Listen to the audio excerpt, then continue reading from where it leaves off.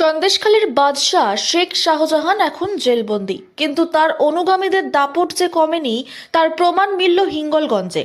নির্বাচন কমিশনের খসড়া তালিকায় নাম না থাকায় সরকারি আধিকারিক বা বিএলওকে সরাসরি হুমকির অভিযোগ উঠল খায়রুল কারিগর নামে এক ব্যক্তির বিরুদ্ধে। গত কয়েকদিন আগে হিঙ্গলগঞ্জ ব্লকে ভোটার তালিকার যে খসড়া প্রকাশিত হয়েছে সেখানেই নাম ছিল না সাহেবখালী গ্রাম পঞ্চায়েতের পুকুরিয়া বুথের বাসিন্দা এই খায়রুলের। স্থানীয়দের অভিযোগ, এই খায়রুল আসলে একজন বাংলাদেশি অনুপ্রবেশকারী যে ভুয়ো নথিতে নথিপত্র তৈরি করেছিল। বাংলাদেশি এর জানেন আপনারা? হ্যাঁ, সে বাংলাদেশি লোক। এ কয়েক বছর আমাদের এখানে সে বাড়ি ঘর করেছে। খায়রুল মা বেঁচে আছে, কিন্তু ও মৃত ঘোষণা করে অন্য অন্য মাকে সাজিয়ে ভীষণ বাংলাদেশের লোক ওরা এসছে।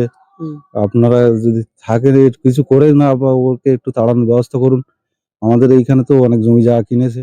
বিএলওর অভিযোগের ভিত্তিতেই খায়রুলকে শুনানির জন্য নোটিশ পাঠিয়েছিল কমিশন, আর সেই শুনানিতে ডাক পাওয়ার পরই মেজাজ হারান শাহজাহান অনুগামী ওই ব্যক্তি। অভিযোগ, সরকারি কর্তব্যরত বিএলওকে দেখে নেওয়ার হুমকি দেন তিনি।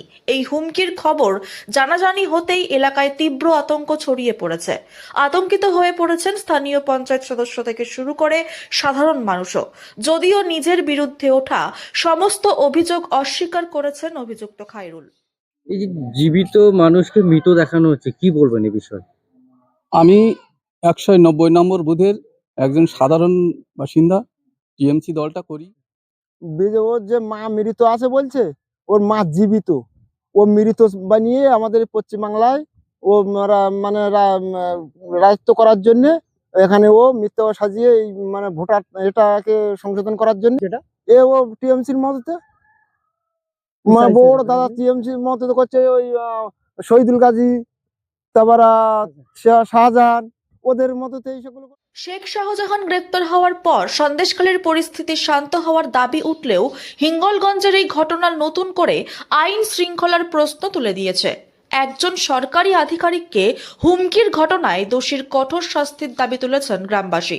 এখন দেখার প্রশাসন এই অনুপ্রবেশকারী ও শাহজাহান অনুগামীর বিরুদ্ধে কি ব্যবস্থা নেয়।